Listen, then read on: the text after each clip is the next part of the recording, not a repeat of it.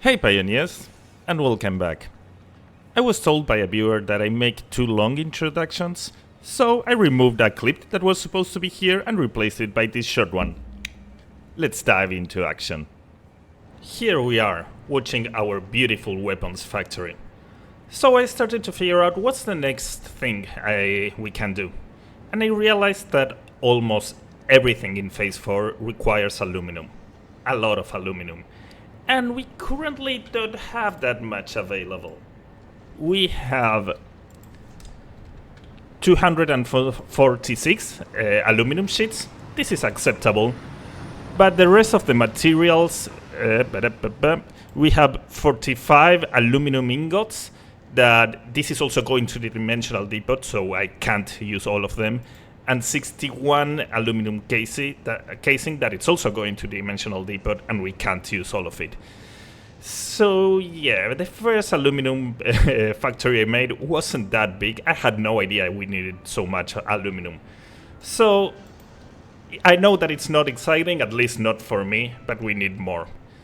Ideally, let's do aluminum for the last time and do as much as we can so that I never have to do it again. Let's go and design a good aluminum factory. Well, let's start with the design. You can usually go two ways. Design trying to get to a number or trying to do as much as you can with some raw input. And that's what I will be doing. The raw input that limits us the most is the bauxite. So let's first pick which bauxite we will be using. Over here we have 3 nodes that we could carry with a train to the desert. So I will be using these 3 nodes, plus we are already getting a pure node over here. And yes, over there. And when I did that, I didn't have MK3 miners. I had MK2. So we are currently carrying 600. But if I upgrade that to an MK3, I will have an extra 180 that will automatically get to the desert. So I will design using these 3 nodes plus 180. And that gives us this little factory.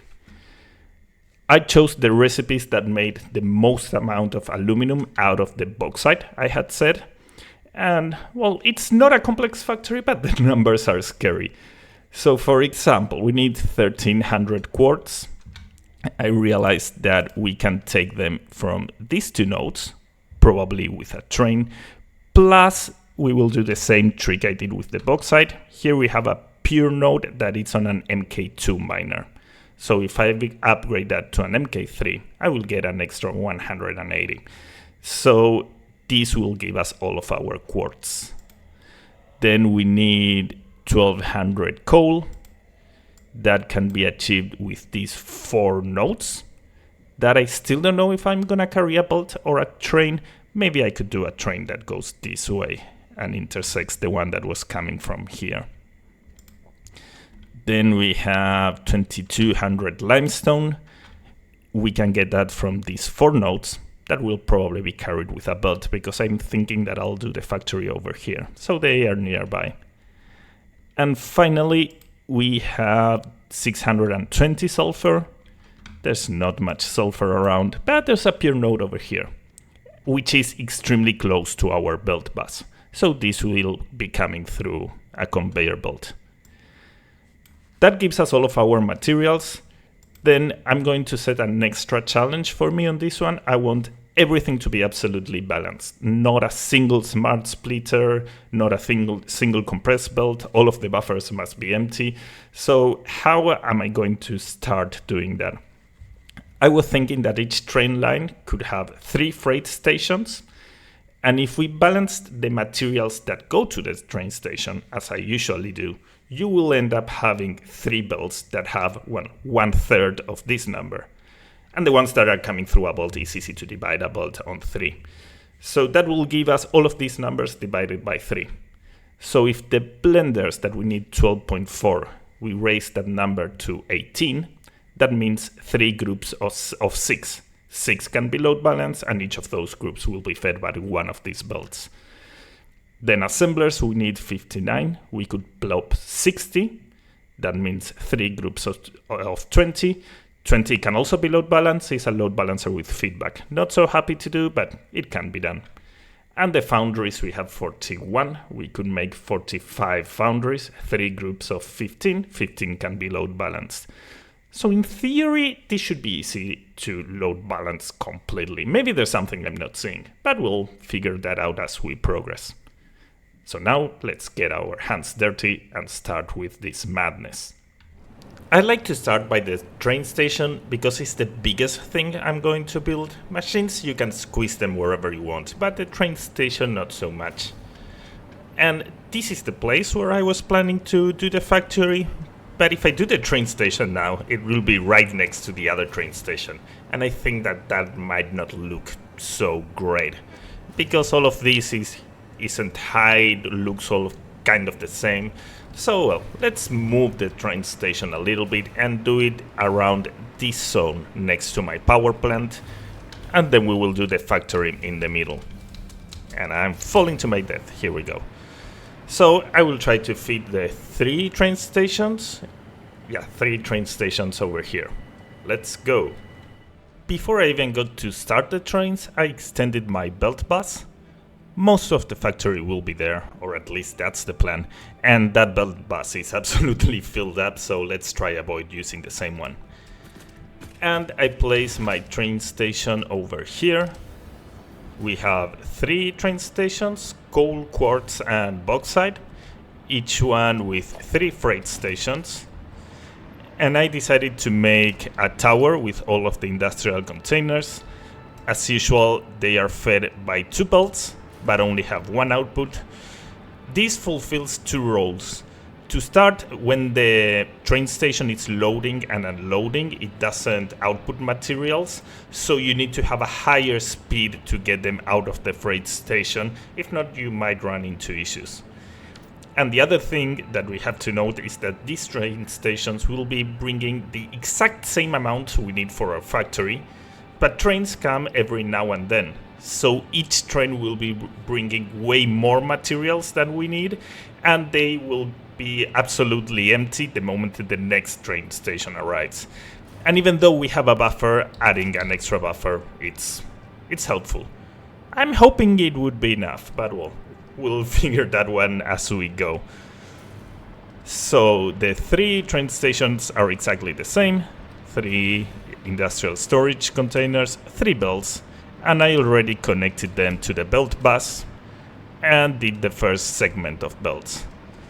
So all of this will be a material, all of those will be another material, and all of those will be another material. Then I can easily pick them because it's just setting up the train stations.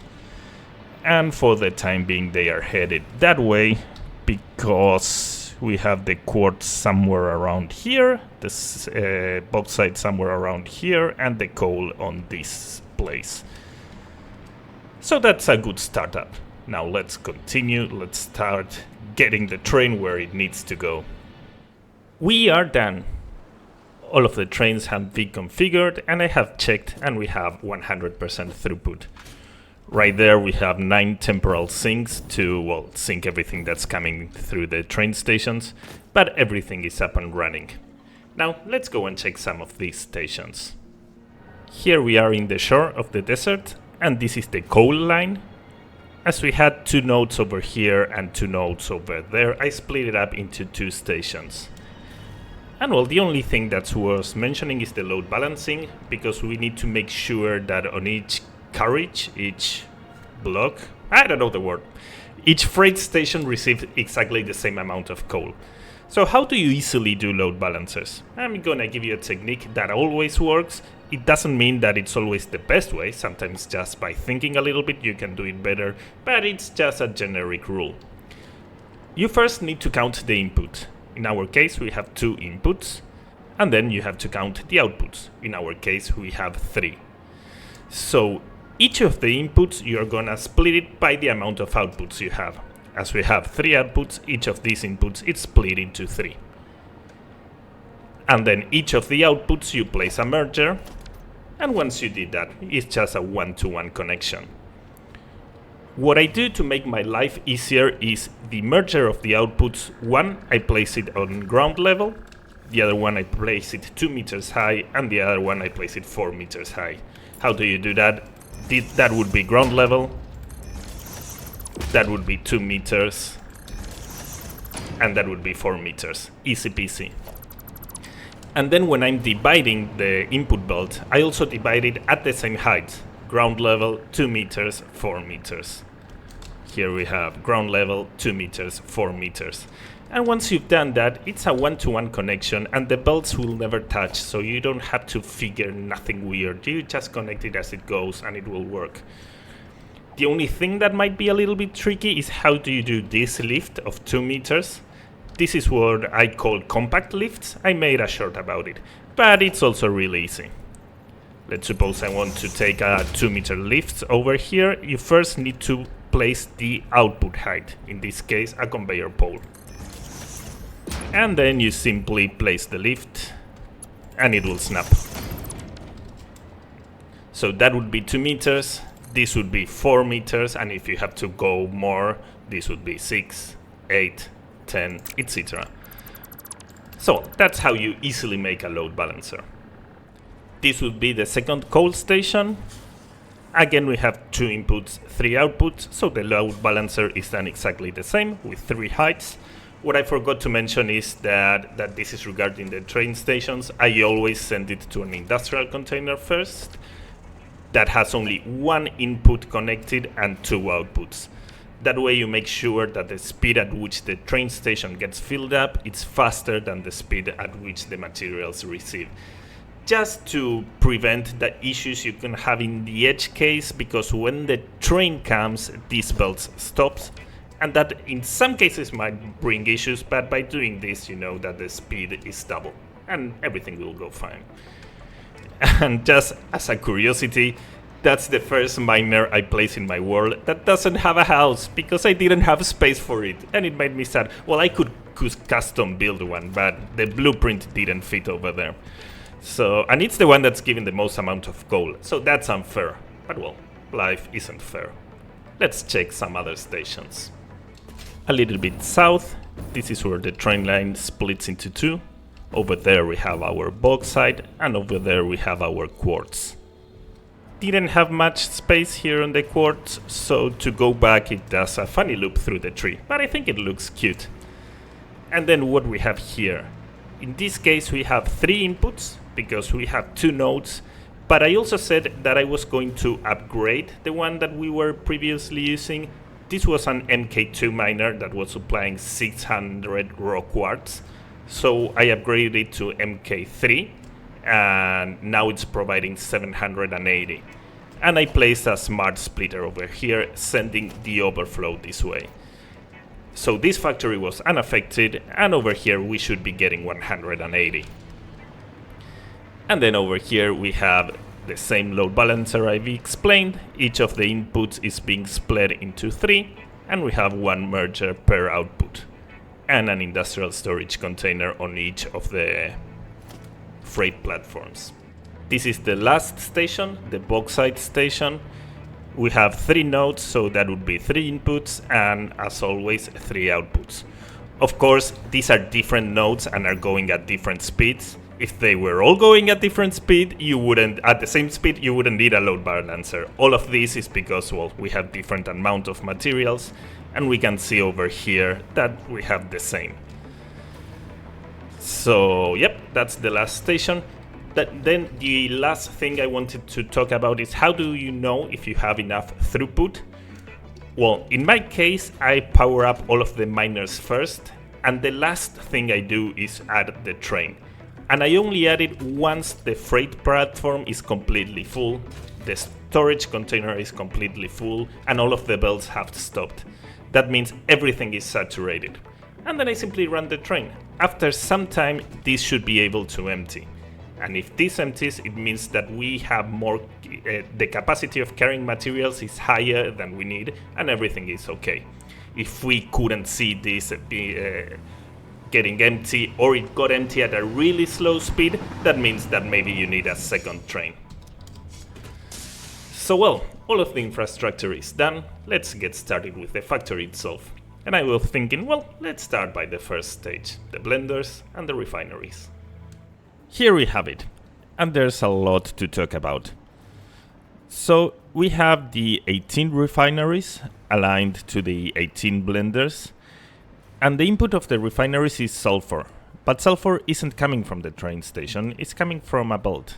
So what we can see here in the front, this is a 1 to 18 load balancer that I did it a different way that I have been doing it, and I love it. It's extremely compact. You've got all of the belts one on top of the other. You could even compare it with the size of a manifold. Of course it's bigger, but it's really neat and tidy. Well, you have these lifts that make it a little bit wider. But well, that's a cool looking load balancer. And well, this is the input. I always do something like that to remember, because then you lose it. So each of these refineries require water and are giving sulfuric acid. So they are connected in a 1-to-1 ratio to the blenders that require the sulfuric acid. But then these blenders have as a byproduct the exact same amount of water these refineries need. So we can see that over here I made a loop where all of the water byproduct goes back to the refinery. So to sum up, this system will never require water. It's using always the same water over and over again. But the question is, how do you initialize it? You need that starting water. That's where this pipe comes in. This is only to initialize the system. It will only be used once. But still, I wanted to leave it in the build, not do something temporary, because I don't know, if sometimes I accidentally dismantle this pipe, I would lose that water and I will have to start all over again. So where does this come to? Here we have 18 water unpackagers that also have a fancy load balancer on the front, and they work through industrial storage containers. So, I'm saying I missed one connection. Well, I'll do it later. You end up placing, I think that is over here, the packaged water, and you will get over here the empty canisters. Ideally, you would want to throw this to a sink, but I was lazy, I didn't know where the sink was, so I said, let's finish this module. So now you will end up here with the empty canisters that you will later have to sink or throw away. And yes, this connection is also not done. And I have to connect it there in the front. So that gives us the water to initialize the system. Then each of these blenders require bauxite and coal, and this comes from the train station, so it needs to be in groups of 6. And over here we can see that's a load balancer for 6, where, if I remember correctly, the input was, yes, here, so we can connect it to our belt bus. And we can see over here another load balancer of 6, and there another load balancer of 6. And finally, we have the water. A friend from Brisbane came to visit. He doesn't play Satisfactory. He doesn't know anything about Satisfactory. But he checked my factory and he said in a sarcastic tone, "Oh, I didn't know that in real life the only way of transmitting liquid was with canisters that then get recycled and never degrade, and that hurt my feelings." So I said, well, let's stop with the packaging and unpackaging shenanigans and let's use a pipe.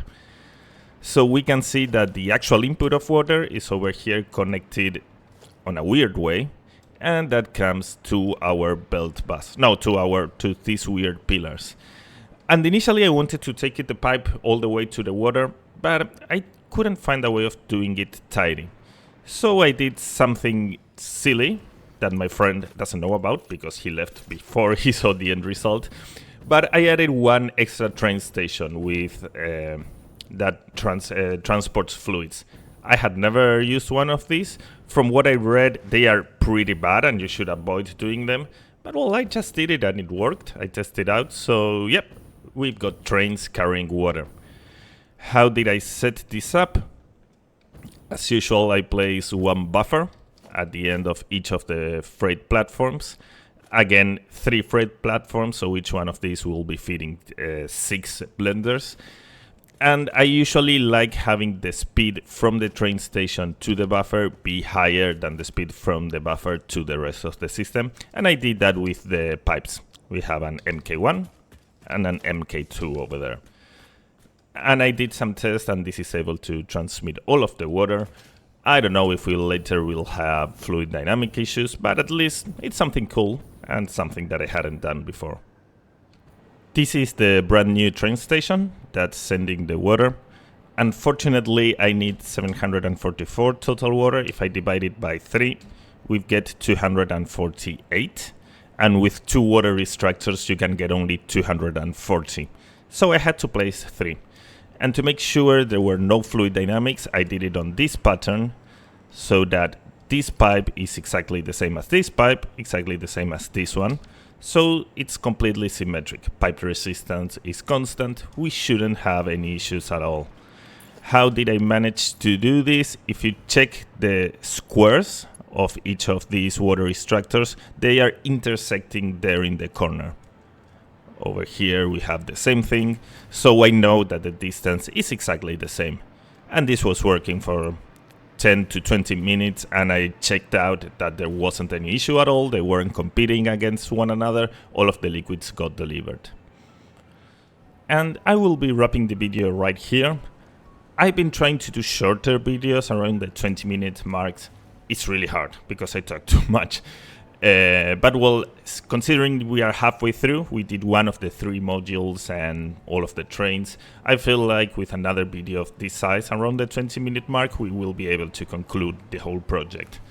But please let me know down in the comments if you prefer this format. I feel like splitting a project into 2 is not that good. It will take 2 weeks of your time to realize how this finishes. But I also know that usually shorter videos are better.